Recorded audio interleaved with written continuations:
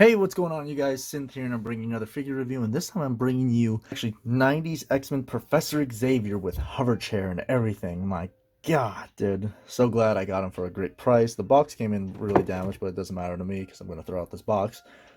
But let's bust this old boy out and see what we got, shall we? And here we go, Charles Xavier, or Professor X. How the kids go by him. So pretty much this is actually one of the few things that Marvel Legends is actually pretty cool with Hasbro and all that stuff, where they're making the vehicles and like all the other stuff for certain characters and all that stuff. So for the 80th anniversary of Marvel, they decided to pull out the 90s X-Men Professor Xavier with his hover chair and all that stuff, which is really cool, where you can put it together and all that stuff. So let's put it together, shall we?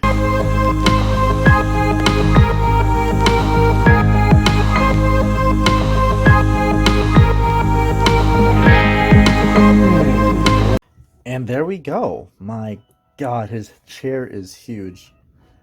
I've been getting a little more back into Marvel Legends lately. I have Ghost Rider, Johnny Blaze's Ghost Rider. I have Ghost Rider, who is Frank Castle. And I have the Captain America World War II motorcycle. Which is, they've been all pretty sick. I'm just hoping for Robbie Reyes' muscle car of Ghost Rider. I really want that. It's going to be difficult as how it's going to be expensive, I bet, but I just want it, the muscle car and all that stuff. It'd be pretty sick. And I'm 50-50. I want to get the new MODOK that might be coming out. And this Sentinel, which I want to go with the X-Men line that I've been doing for the 90s. But either way, I'm going off topic. So here's the chair. It is really well done. Really catches the feels from the 90s show. Details well done. There's a nice shine to it. Upholstery is pretty well done. Wow. And it's got like the little blast shit that's going on. And like you saw in the video, it comes in and out. See that? So, that's pretty sick. Now for Charles Xavier himself, he looks like a basic ass character if he's not in the chair or something like that. He's in a green suit. He's bald. Nice detail stuff. Articulation's well done, which is 360 degrees at the shoulder, 360 degrees at the bicep, double joint at the knee. He's got his fingers out so he can be like, yes. 360 at the hand, good 90 at the hand. Oh wow, the chest really bends in. Good 45 at the leg, wow, good 90. 360 degrees at the thigh, double jointing at the knee, 360, okay, never mind, it's not 360 this time around, it's just stiff. Good 45 at the foot, I guess. Huh, strange. But it really doesn't matter because his legs are useless. I might as well just cut him off right here because he's a cripple. So, pretty much, let's shove him in here, shall we? Bam, we're done. That is it. And he comes with his very classic blanket, which you could just slip in right there. And his nice little blanket right there. Nice. So, we're done here. This is so sick. I'm actually so glad I picked this up. And it was on a great deal on Amazon. So glad I got that.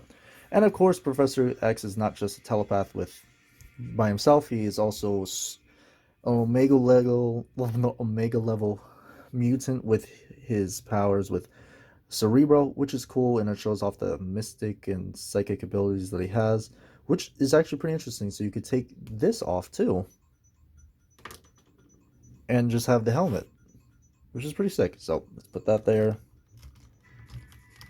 Folds in right there. God, that looks so dorky.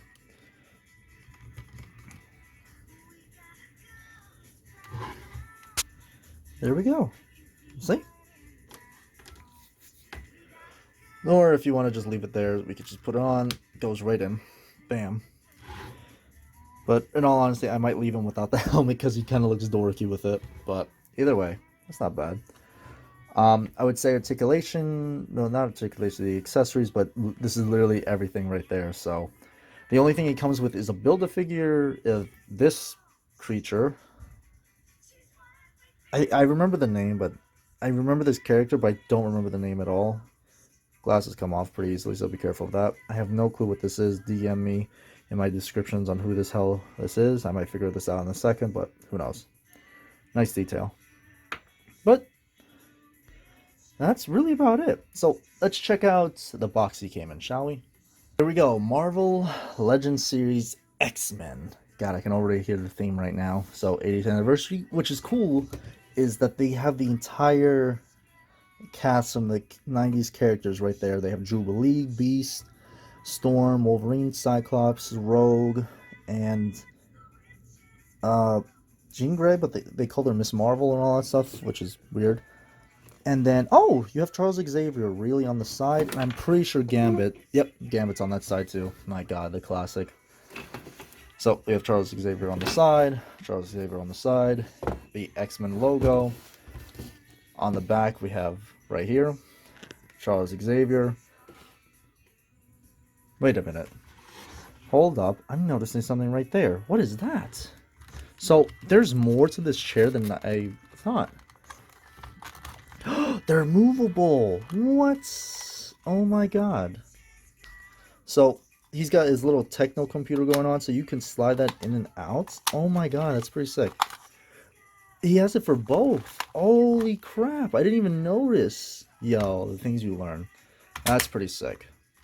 So that's why he has his hand like that. He can use it for the computer, not just for reaching out. Sick. On the back, we have like what I just showed right there, all the features that come with it. Right here, we have a brief description of what it is. Professional Charles Xavier, better known as Professor X, is a highly gifted telepath and scientific genius who develops a cerebral device to aid in the ability to control and manipulate sonic abilities. And that's really about it. Also, there's also a brief description for other characters with vehicles, which is Deadpool, Squirrel Girl, and all that stuff. So right here, look out for Deadpool with Scooter and or Pool Dog or something like that. Dog Pool and Squirrel Pool? I'm not too sure, but it looks chaotic as hell. But yeah. Right now I have no clue who this figure is.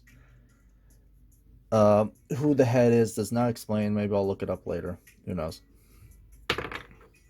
But either way, usually what I do at the end of my videos is a brief history of the character, where they came from and all that stuff. So pretty much it's a long time favorite on my channel. For me personally, is very brief history of the character and all that stuff. So let's leave it to them to explain. There will be a link down below to their channel in the description, and yeah, let's leave it to them. They're coming. In this story, it was revealed that Charles's father, Brian Xavier, was a nuclear scientist who was accidentally killed in New Mexico during a nuclear bomb test. At the funeral, Charles's mother was consoled by Brian's assistant, Kurt Marco, who Charles greatly distrusted. After a few months, Marco married Charles's mother, although Charles, who was already gifted with the ability of telepathy, rightly suspected him of wanting his mother's wealth, position, and property. Eventually, Marco's true motives were revealed, and he became an abusive spouse and stepfather. Eventually, Marco's son from his previous marriage, Cain, arrived after being expelled from school, and he cruelly tormented Charles as well. Not long after, Charles's mother died, and Charles was left with Marco and his son. He overheard Cain asking his father for money, even going so far as to accuse him of causing Brian Xavier's death. Charles confronted his stepfather, who denied the accusations, while an agitated Cain threw several test tubes at Charles, which caused an explosion. Kurt Marco was mortally wounded by the blast, but managed to carry both Cain and Charles to safety.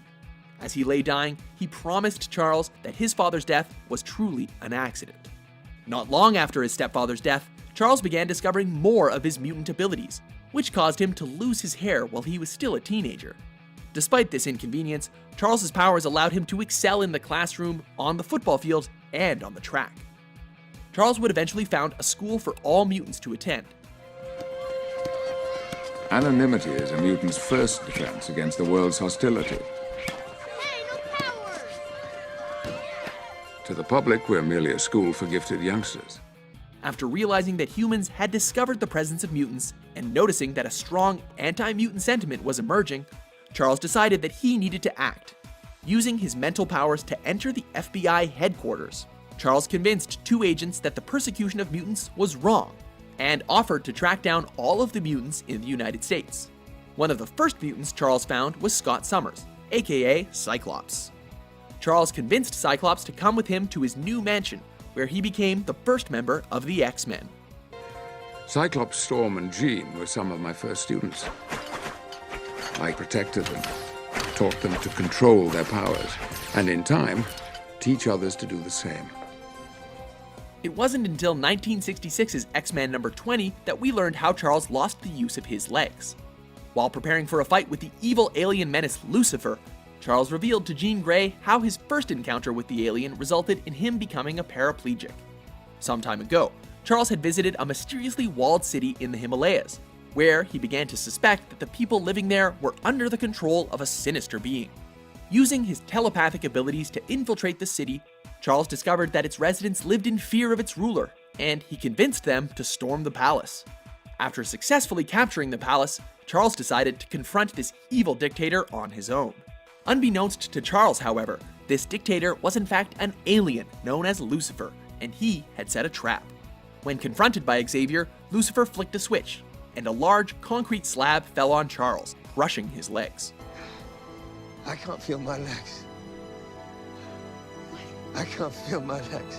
Charles explained to Jean that his confrontation was one of the main reasons why he founded the X-Men, to help defend mankind from dangerous threats like Lucifer. Like all comic book heroes, Professor X has gone through numerous reimaginings, perhaps none more prominent than in the Ultimate X-Men storyline. In this series, Charles was the world's most powerful telepath and founder of the X-Men. He originally pursued the idea of a mutant society with Magneto, but was ultimately betrayed and paralyzed by his former friend.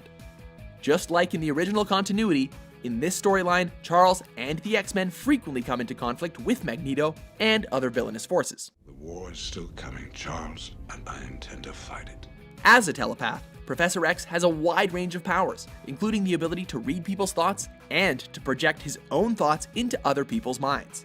He can also project bolts of psychic energy, which he can use to stun opponents or inflict mental trauma.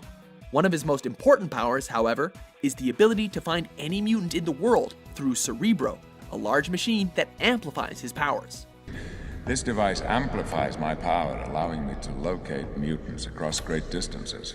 That's how I intend to find Rogue. Although Charles admits that he does not actually need Cerebro, because his telepathic ability is so strong that he's able to detect other mutants with his brain alone, he claims that he created Cerebro for other members of the X-Men to use. So wonderful. Always a pleasure to have them on the show. Well, I really hope you guys enjoyed the video and all that stuff. If you didn't, thanks for checking it out. But if you did, please hit that human like button, leave a comment down below what you thought, and if you want to see more videos like this or anything that's on my channel, subscribe, hit that notification bell when new videos come out, and I'll be catching you guys next time. Peace.